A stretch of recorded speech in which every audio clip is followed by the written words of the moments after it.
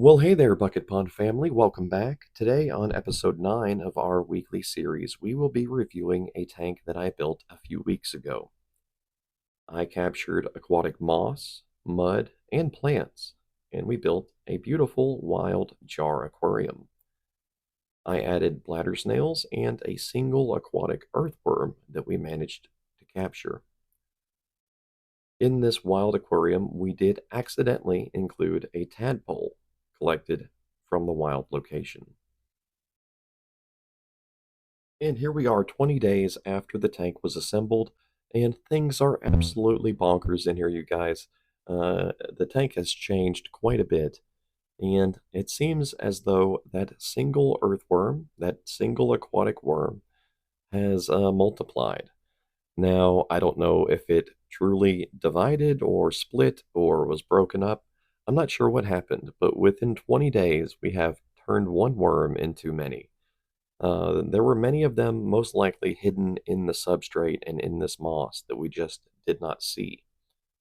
But they are in here right now and they are very active. They are doing the boogie worm dance in a horizontal fashion. It's a bit different.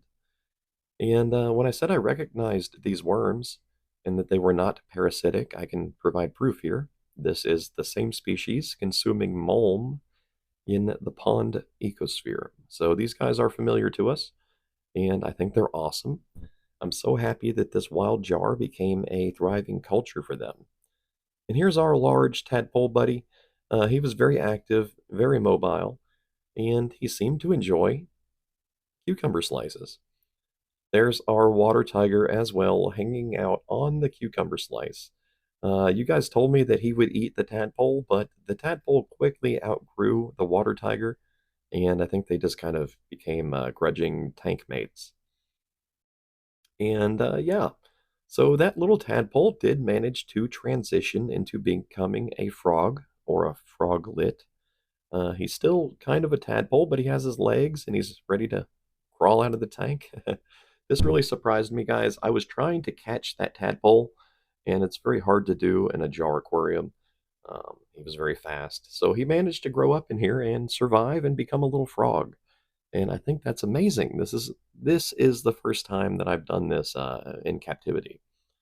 And the whole time I was telling you to release tadpoles if you catch them. It's very difficult to raise them, to help them become frogs. Well, I did it on accident in a jar. So maybe I should rethink my statements. But either way, I did not mean to catch this little frog, this little tadpole. I'm so happy that he has managed to grow up, and we will catch this little guy and bring him out to the oasis where he will have a great life. He's not too afraid of me, as he's seen my face every day for a while now. But we're going to just put him in here, this nice pool pond. This is number 4 or 3.5. I have many pools, apparently. And he's not excited. He's not ready to jump off of me, but we're going to just lower him down into the water. And I think he's still kind of a tadpole. He should swim. Should be pretty happy. There you go. All right. There's one of those decaying seashells that I mentioned out here in the ponds trying to balance the pH. But yeah, guys, I've been working in here in the fish room trying to organize this stuff. One of the wild jars has an extreme plant growth with the spiderwort. And yeah, I'm preparing to do a certain video next episode. But today I want to review something very special. Out of all of the tanks that we've built recently, some of them off screen, but many of them I've built on video with you guys. But of these tanks, I have a favorite, and that's the one we were just looking at with all the worms, all the crazy stuff. But I love all of these jars, you guys. They're all a little bit different, and I think that's really, really cool. But today we are going to focus on this one, and we are going to feed the aquarium with a cucumber. Yeah. I am going to rinse and remove the outside of the cucumber, the skin. I always cut that stuff off because it's covered in wax and pesticide and who knows what. But I have a problem with my jars, you guys. The cucumber slices always float. And I don't want that. I want to sink them for the worms to enjoy. So I did acquire these steel skewers, and I'm thinking that I can use these to kind of impale the cucumber slice and lower it down to the bottom. Excuse me. But yeah, that's my goal is to sink the cucumber essentially. And before we do that, I do want to show you guys what I do with the skin of the cucumber, even though it's potentially covered in questionable things. I feed it to my isopods, my roly-polies. Yeah, so I have a plant pot here where I grow amaryllis seedlings, and in this plant pot there are tons of isopods. I don't want to waste the flesh of the cucumber that I'm trimming off here on the skin, so yeah, I just toss it in here for the isopods, and they tear it up, and they seem to be pretty happy. I haven't shown them much on the channel, so here's one. I'm aware that, it's not the cleanest isopod culture in the world, but that's fine. This plant pot is actually producing soil. They are producing material for me to use in other projects in the future. But yeah, I wanted to show you my isopods. But yes, guys, check this out. This is the view from the new aquarium, the Wild Aquarium. From up above, you'll see a crazy sight. And this is a sweet gum seed pod covered in aquatic worms. Very large worms, anyway. You might be asking, what is a sweet gum seed pod? And that's one of these things right here. Happen to have them growing in the backyard, and I just pluck a few and let them dry for a while. I do not boil them or anything like that, but they become a thriving habitat and potential food source for microfauna, or in this case, giant aquatic worms. Yeah, they really love that seed pod. I think it's crazy. And it adds a really interesting aesthetic to the tank as well. Now, the tank looks very brown, very gold in color, kind of yellow, and that's from a significant amount of tannins in the water. The mud that we collected was full of pine needles, for lack of a better term, or a better guess. So there's a lot of tannins in here, and that's fine. It's actually a very healthy aquarium. All of these microfauna, everything you see in here, this was all raised from the samples that I collected on the video. And of course, it is linked in the description. That's episode, I'd have to look. But yes, the tank is very healthy. It's very habitable. And all of these pets, everything you see in here, other than the bladder snails, this all came from the wild samples. So I think that's really cool. And even though we didn't see too much activity after a week, it looks like 20 days or a month might be a better gauge for observing what we've collected. So this tank was a massive success.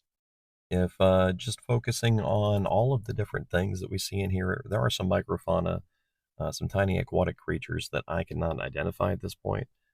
But all of the things that we've seen in here, all of these worms, all of this activity, the tadpole, the water tiger, it's a great chance to learn about life and about life cycles and nature.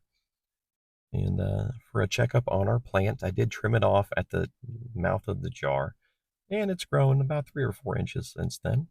It might look a little beat up, but some of these branches are even growing the little buds that we removed before.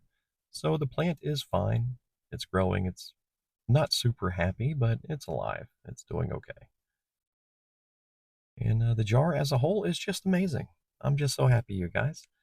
I see things like this, and I think, like, how can you hate my channel?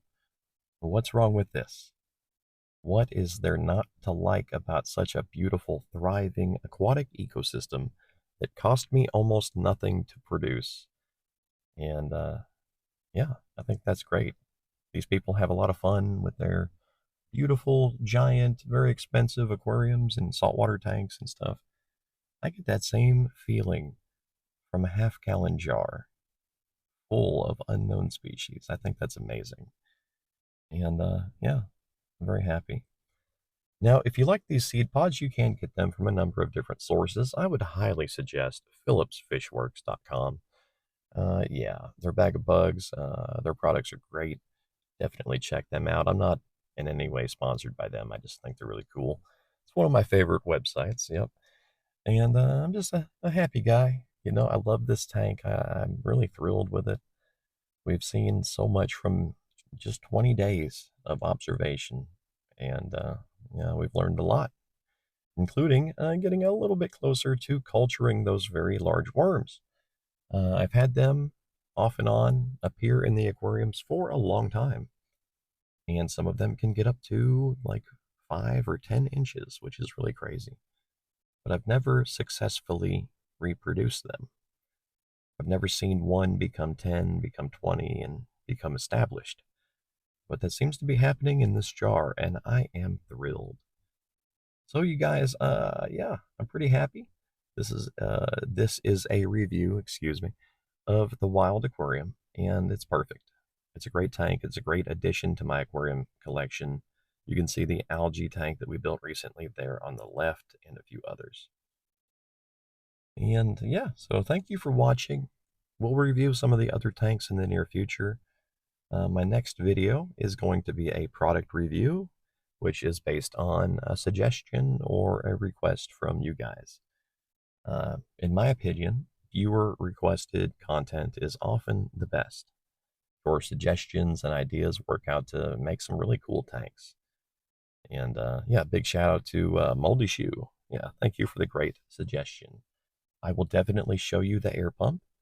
All of the jars that you see on the channel are all in sequence running off of one air pump and a bunch of splitters and connections and stuff. I'll show it all to you in the next episode.